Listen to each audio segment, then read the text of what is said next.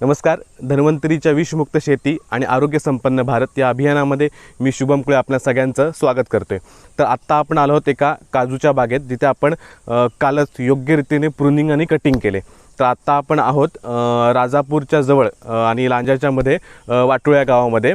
तर इथे जवळपास 130-140 काजूची रोपं आहेत. तर काल आपण कटिंग केली. तर मागच्या व्हिडिओमध्ये पण तुम्ही पाहिलं असेल की वनवा गेलेल्या बागेचं कटिंग करून आपण प्रॉपर रिझल्ट दिला. आता चांगले फुटवे आहेत. तर ही बाग एक चांगली वेल मेंटेन आहे. म्हणजे जवळपास 2-3 वर्षापूर्वी लागवड केली होती. धन्वंतरीची काही खते वापरली होती आपण इथे आणि योग्यरित्याने ही मॅच्युअर झालेत. मग आत्ता प्रूनिंग करणं का गरजेचं आहे, तर आत्ता जेवढ्या ब्रँचेस आपण इनर ब्रँचेस जेवढा वाढू तेवढं आपलं उत्पन्न वाढणार आहे. मग प्रूनिंग करताना किंवा कटिंग करताना काय स्टेप आहेत, तर पहिली स्टेप म्हणजे आता हे झाड आपण कट केलं आहे. तर इथे दिसेल की तुम्हाला एक 2 फूट जे खोडापासूनचे अंतर आहे साधारणतः इथपर्यंत, त्याच्या खालच्या आपण फांद्या सगळ्या कट केल्यात. म्हणजे एकदम लगतची पण येतं. इथे आपल्याला फुटवे नको आहेत म्हणून आपण ही जवळ केले. म्हणजे ज्या आपल्याला नको आहेत ब्रँचेस, ज्या जमिनीला टेकून येत आहेत, त्याला आपण पहिला कट दिला. त्यानंतर दुसरी स्टेप काय आहे की समजा ही एक महत्त्वाची फांदी आहे, त्यानंतर त्याला ही साईड ब्रँच दिले जी जवळपास इथपर्यंत वाढली होती. म्हणजे 4 ते 5 फूट वाढली होती.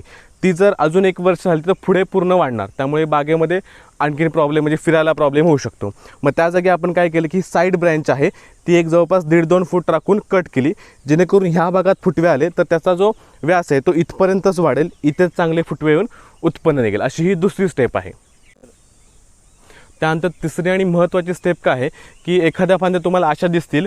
आता ही जी फांदी होती ती पूर्णपणे आणखीन एक 3-4 फूट वरती फांदी होती आणि त्याला मध्ये कुठलाही एक फुटवा नव्हता.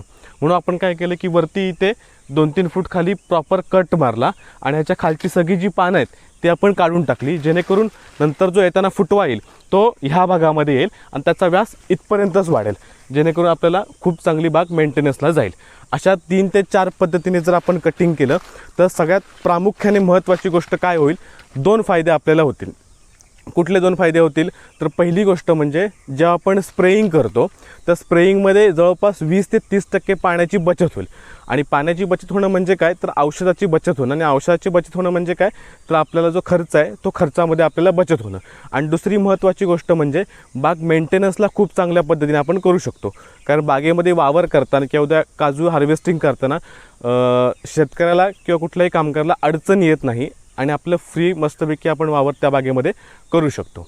तर असाच नवनवीन माहितीसाठी किंवा याबद्दल आणखीन जाणून घेण्यासाठी तुम्ही आम्हाला संपर्क करू शकता. धन्यवाद.